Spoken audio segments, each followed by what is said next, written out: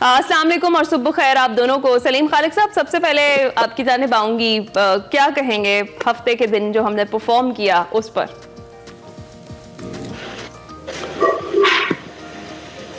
मैं अगर आपने मुझसे सवाल किया तो सॉरी, थोड़ा मेरे ख्याल है मैं मिस कर गया सवाल, नेटवर्क का इशू था। आपका मुझसे सवाल यही है कि हफ्ते के दिन की परफॉर्मेंस के बारे में क्या कहेंगे? जी यही हफ्ते की मुझे लग रहा है आप दोनों स्टेडियम गए थे, जितनी मैं मायूस आपसे बातें आज मैंने सुनी इंट्रो में, तो शायद स्टेडियम में अपनी टीम की जो दुर्गत बनकर देख के ज्यादा आप लोगों को अफसोस हुआ होगा। बहरहाल ये एक तरह से देखें ब्लेसिंग इन डिस्गाइज भी है कि चलो शुरू में ही होगी मिठाई चैंपियंस ट्रॉफी से पहले ही, और थोड़ा आइडिया हो गया कि जी क्या परफॉर्मेंस है, क्या खामियां हैं, और एक आध खूबी जो हम पहले डिस्कस कर चुके थे फखर के हवाले से, तो वो सामने आई। देखें हम लोगों ने पहले ही कहा था खुशदिल शाह के हवाले से, अब तो मैं तो कहता हूँ फहीम अशरफ को भी अगले मैच में खिला देना चाहिए ताकि वो पता चल जाए कि वो भी कितने पानी में है, और इसी तरह उस्मान को भी मौका देना चाहिए। देखिए चेयरमैन क्रिकेट बोर्ड ने कह दी है ये बात, तो मैंने स्टोरी दी थी, बाद में उन्होंने तस्दीक भी की कि हाँ उन्होंने कहा है कलेक्टर से कि वो रिकंसीडर करें, लेकिन ईगो है या कोई और कहीं से भी प्रेशर आया हुआ है कि वो सुनने को तैयार नहीं है। आज 10 तारीख है, कल तक का वक्त है उनके पास, अब भी स्क्वाड को बैलेंस करना चाहे तो कर सकते हैं। हमने देखा कि न्यूजीलैंड की जो टीम थी उसने 2 स्पिनर्स खिलाए और उन्होंने परफॉर्म भी किया। हम एक स्पिनर पूरे स्क्वाड में हमारे है, फिर हमने देखा 10 ओवर में हमारे जो रेगुलर ओपनर जो थे फखर को तो सही खेले, लेकिन जो दूसरे ओपनर थे 10 ओवर में आउट हुए बाबर, उनके स्कोर फिर 11 था शायद, और डबल बॉल उन्होंने खेली। ये भी एक खामी है, ऑलराउंडर्स की भी कमी है, स्पिनर का बताया। फास्ट बॉलर जो रेगुलर है हमारे, पहला स्पेल अच्छा किया, बाद में वो लोग भी इतना नहीं कर परफॉर्म कर पाए, तो नजर आ रही है खामियां सबको। बिल्कुल ठीक। अब ऐसा आप बताइएगा कि अच्छी कुर्सियां लगा के बुरे प्लेयर्स खिला देना, ये कैसी स्ट्रेटजी है? हाँ देखें, अगर आप थोड़ा सा स्टेडियम की बात करें तो खुशी तो थी कि इतना कम टाइम पे आपने स्टेडियम बनाया, रेनोवेशंस थी, जितना आपने एक ओपनिंग सेरेमनी की, तो मैंने कहा कि सब लोग एक अच्छे पॉजिटिव मूड के अंदर पाकिस्तान स्टेडियम में पाकिस्तान को देखने भी अगले दिन आए थे न्यूजीलैंड के खिलाफ। आपको याद हो इससे थोड़ा सा पहले अगर आप बात करें ऑस्ट्रेलिया की बात कर लें या साउथ अफ्रीका में, इसी टीम को कहा जा रहा था कि फेवरेट से चैंपियंस ट्रॉफी जीतने में।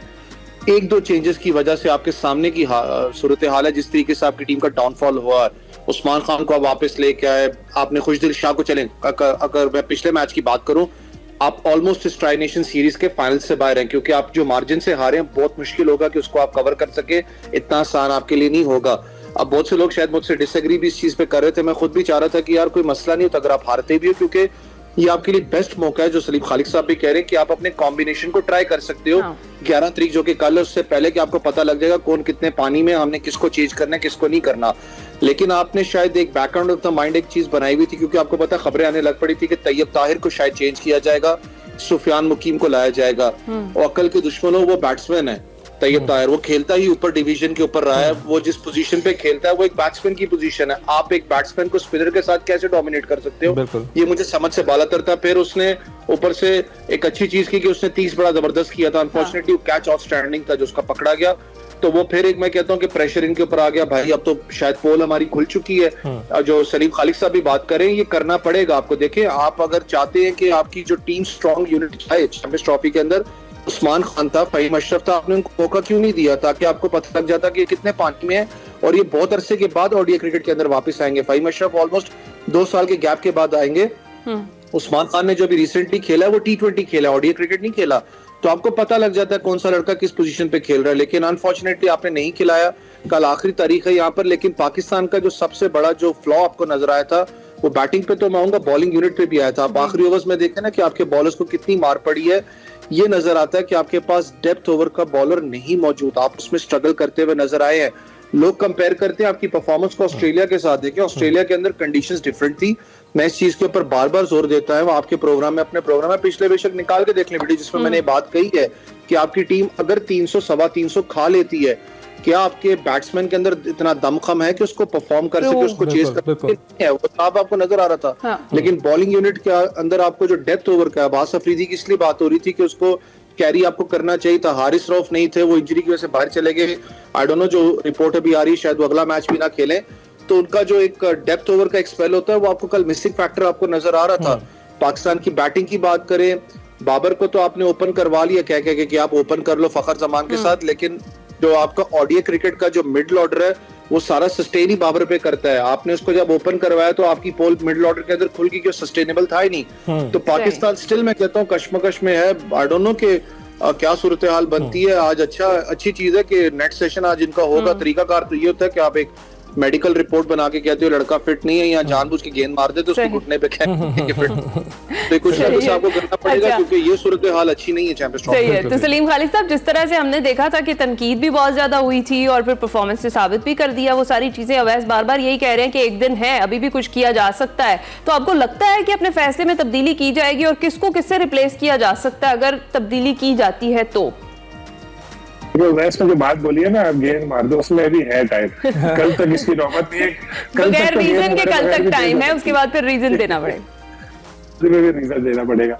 देखिए, मैंने जैसे भी आपको पहले बताया, मैंने स्टोरी भी दी थी कि मोहसिन नकवी साहब ने उनको बोला चेंज करो, लेकिन अब समझ नहीं आ रहा कि क्यों नहीं चेंज कर रहे। कोई ईगो का मसला है या कोई ऐसा प्रेशर आया है? लोग तो तस्वीरें दिखा रहे हैं, पुरानी भेज रहे हैं व्हाट्सएप पे एक दूसरे को, देखो फहीम के हवाले से तो ये है। उस्मान का मुझे ये लगता है कि जिस वक्त उन्होंने यूएई की क्रिकेट छोड़ी थी, बड़ा तगड़ा कॉन्ट्रैक्ट छोड़ा था, शायद उनके साथ वर्बली कोई ऐसा कॉन्ट्रैक्ट हुआ था कि यार उतने अरसे तक तो हम तुम्हें खिलाएंगे, तुम फिक्र नहीं करो। इसलिए उनको स्क्वाड में भी रखा जाता है और वो नाकामी के बावजूद और खुशदिल के हवाले से भी यही लग रहा है कि कहीं से आए। लेकिन अभी भी वक्त है। मैं ये दरख्वास्त करता हूँ सेलेक्टर से कि भाई जो भी मसला है, देखो ईगो का मसला है तो ईगो को आप छोड़े और डिसीजन ले। कोई प्रेशर है तो पाकिस्तान की दूसरी ताकतवर तरीन शख्सियत चेयरमैन क्रिकेट बोर्ड है हमारे, उनको बताया कि जी मेरे पर ये यहाँ से प्रेशर है, ये मुझे कह रहे हैं कि मेरा बंदा ये होना चाहिए। तो फिर देखते हैं कौन उनके ऊपर प्रेशर डाल पाता है, जो भी ये मसले को हल करे। वरना इस टीम के साथ हमने इतनी उम्मीदें नहीं रखनी चाहिए। दो बातें मैं और आपके साथ, ठीक है, स्टेडियम तो इन्होंने बना दिया, ठीक है, अब क्या पैड पहन के ग्लव्स पहन के मोहसिन नकवी साहब खुद बैटिंग करने के लिए भी चले जाएंगे? ऐसे ही लग रहा है। उनका काम नहीं है, उनका काम था भाई स्टेडियम बनाने का, वो बना दिया, पूरी दुनिया उनकी तारीफें कर रही है। तो अब आपका जो काम है खेले। लेकिन अफसोस ये है कि वो उस मेहनत पे पानी फेर रहे हैं पीसीबी की, मोहसिन नकवी की। लोग स्टेडियम की तारीफें कर रहे हैं और कह रहे हैं भाई कुर्सियां बदल दी और ये क्या कहते हैं स्क्रीन बदल दी, लाइट्स बदल दी, टीम को नहीं बदला। तो ये थोड़ी हो सकता है टीम को पूरी बदल दे। अभी टीम के ऊपर है कि कैसे परफॉर्म करे। एक बात मुझे याद आई, शुरू में आपने कहा था कि बड़ा लोगों को मसला होता है, ये वाकई प्रॉब्लम होता है। एक अच्छी खबर आपको शायद पता भी होगी, पीसीबी होटल बना रहा है स्टेडियम के साथ, जो शायद एक बन जाएगी। जब वो बन जाएगी ना तो प्लेयर्स को फिर पैदल चल के स्टेडियम में आ जाया करेंगे। तो जो रोड पूरा ब्लॉक करना पड़ता है पीसी से लेकर स्टेडियम तक, वो चीज तो कम हो जाएगी। चले, होपफुली वो भी जल्द से जल्द हो जाएगा। अवैस, आप बताइएगा कि आपको नहीं लगता हमारे बैटिंग यूनिट पे बहुत तनकीद होती है और हमारा बॉलिंग यूनिट जो है वो नजरअंदाज कर दिया जाता है, उनकी परफॉर्मेंस पर इतनी तवज्जो नहीं दी जाती है? आपको लगता है हमारे इतने अच्छे फास्ट बॉलर्स, इतना नाम उनका, उनकी क्या कारकर्दगी है? 331 रन का पहाड़ जैसा जो है हदफ बना दिया न्यूजीलैंड ने हफ्ते को। तो आपको लगता है कि बैटर्स के लिए मुश्किल हो जाती है मजीद सिचुएशन संभालना? देखिए, दो चीजें हैं। मैंने आपको कहा ना कि अगर आप बॉलर्स की परफॉर्मेंस की बात करें, उन्होंने आपको ऑस्ट्रेलिया के अंदर अपना जितवा के दी है सीरीज। आपके बॉलर्स ने किया था ना 140 पे थ्रो आउट किया, क्योंकि वहां पर आपकी सपोर्टिव कंडीशंस थी। साउथ अफ्रीका की बात करें, वहां पर फास्ट बॉलर्स के लिए सपोर्टिव कंडीशन थी।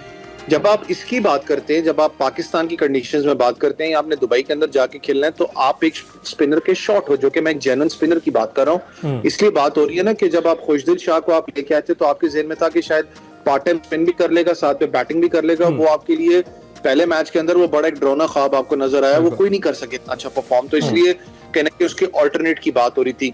सबसे बड़ा पता है मसला क्या है इस वक्त? चले, अगर मैं एक बात करता हूँ, खुशदिल शाह को मैं रिप्लेस करने की बात करता हूँ, मैं रिप्लेसमेंट देखूंगा कि यार मेरे पास ऑलराउंडर कौन सा, स्पिन बॉलिंग ऑलराउंडर कौन सा है। तो इस वक्त आपने अनफॉर्चुनेटली, हम वो क्रिकेट बोर्ड हैं या हम वो क्रिकेट अपना है जो कि हम लोग 6 महीने साल पहले तैयारी नहीं करते बैकअप प्लेयर्स की। हम लोग शॉर्ट टर्म मेमोरी वाले हैं। जैसे साइम अयूब था ना, वो परफॉर्म कर रहा था तो हमने कहा साइम आ गया, बाकियों को हम भूल गए। जो इमाम भी था आपकी लाइन में लगा, अब्दुल्ला शफीक भी लगा हुआ था, बेशक वो गलत टाइम पे डक मिला, लेकिन हम भूल गए थे। हमने कहा यार छोड़ो, साइम है वो करता रहेगा। हमें ज़हन में ये नहीं था कि खुदा न खास्ता कुछ ना कुछ भी हो सकता है, हमने बैकअप प्लेयर्स बनाने। हमने बैकअप प्लेयर्स नहीं बनाए हैं।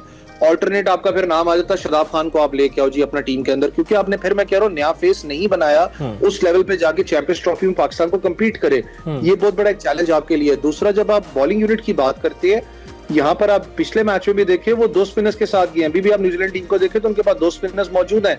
हमारे पास एक जेन्युइन एक स्पिनर मौजूद था इब्रार, उसके अलावा आपके पास एक जेन्युइन स्पिनर तो मौजूद ही था। मैं खुद हैरान था इस चैंपियंस ट्रॉफी में अगर आप इंडिया को उठा के देख लें, बेशक उन्होंने सारे मैचेस दुबई में खेलने हैं, लेकिन 3 से 4 उनके पास स्पिनर्स मौजूद हैं। आप एक स्पेशलिस्ट स्पिनर के साथ जा रहे हो चैंपियंस ट्रॉफी में, मुझे समझ में नहीं है कि आप कंडीशंस किसमें खेल रहे हो। फिर दूसरा सबसे बड़ा जो मसला आपकी इस वक्त बॉलिंग को तो है ही है, वो बैटिंग ऑर्डर का है। हाँ। आपने बाबर को देखें, बहुत पहले ही बाबर को आपने कन्विंस कर दिया और बाबर आजम ने कहा ठीक है जी मैं अपना ओडीआई क्रिकेट के बैटिंग करूंगा। T20 और ओडीआई क्रिकेट का बैटिंग फॉर्मेट बिल्कुल डिफरेंट होता है। बेशक बाबर की 60+ एवरेज है, अगर आप विराट कोहली की बात करें one of the best averages है, लेकिन यार उसकी एवरेज वो है जिस पोजीशन पे वो खेलता है मिडिल ऑर्डर के अंदर। देखिए मिडिल ऑर्डर में वो खेलता है तो पूरा का पूरा मिडिल ऑर्डर उसके इर्द गिर्द घूमता है। आप उसको डिस्टर्ब कर रहे हो उस ऑर्डर को, आप बीच में मिडिल ऑर्डर में आप देखो सस्टेनेबिलिटी आपके पास नहीं है। कामरान गुलाम कंसिस्टेंटली परफॉर्म नहीं कर सक रहा आपके लिए। उस्मान खान मुझे नहीं पता कि अगले मैच में आप खिलाते नहीं खिलाते। तैयब ताहिर ने अच्छा 30 किया, सलमान का अच्छा आपको नॉक में नजर आए, रिजवान आपको जल्दी, लेकिन जो मिडिल ऑर्डर का मसला है ये आपको हल करना पड़ेगा।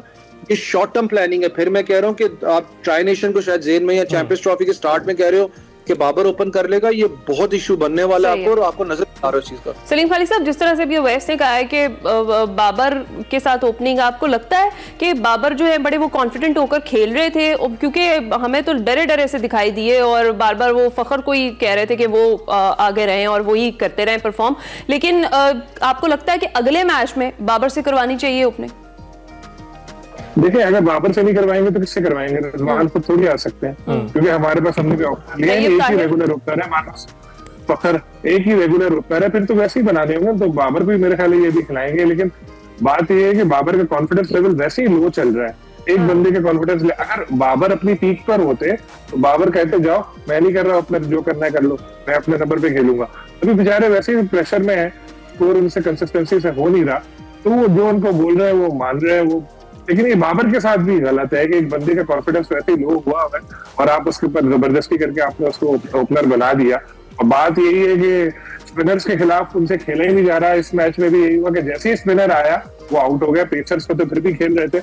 जो पहला उन्होंने चौका लगाया था कमाल शॉट था, मैंने कहा यार पुराना वाला बाबर आ गया जो कवर ड्राइव खेला है, लेकिन बाद में बदकिस्मती से वो परफॉर्मेंस को अपने बरकरार नहीं रख सके।